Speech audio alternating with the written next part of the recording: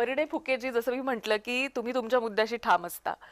अ, आजही तुम्ही जेव्हा तुमचे मुद्दे मांडत असता, तुम्हाला ती पोकळी नेमकी कळत असते की आता कुठला मुद्दा उचलला पाहिजे. तुमच्या मतदारसंघातलाच तो मुद्दा असेल असं नाही, पण सामाजिक मुद्दे देखील आपण अनेक उचलता आणि मुख्यत्वे म्हणजे त्यांना तडीच घेऊन जाता.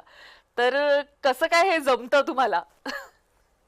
नाही, असं आहे की मी नेहमी माझ्या मनाचे ऐकतो आणि माझ्या मनाला जे वाटतं की हा मुद्दा आपण घेतला पाहिजे, तर मग मी कोणत्याही गोष्टीची पर्वा नाही करत आणि ताकदीने तो मुद्दा मागे लागून तो करून घेतो. आणि नुसतं चॅनलवर बाईट देणं किंवा इंटरव्ह्यू देणं नाही किंवा सभागृहात तो विषय मांडणं नाही, तर मी शेवटपर्यंत त्याचं काहीतरी लॉजिकल एंडपर्यंत नेण्यापर्यंत त्या मुद्द्याच्या मागे लागून त्याचा पाठपुरावा करतो आणि ते करून घेतो. तर हा मला असं वाटतं की आणि थेट लोकांसोबत डायरेक्ट संपर्कात असल्यामुळे अनेक मुद्दे मला माहीत असतात की हे घेतल्याने एक मोठ्या लार्ज परसेप्शनमध्ये लोकांना त्याचा फायदा होणार. तर तुम्हाला मुद्दे व्यवस्थित वेचता येतात, हे सगळ्यात महत्वाचं आहे. की त्यामुळे तुमच्याकडे विषय नाही असं कधीच होत नाही.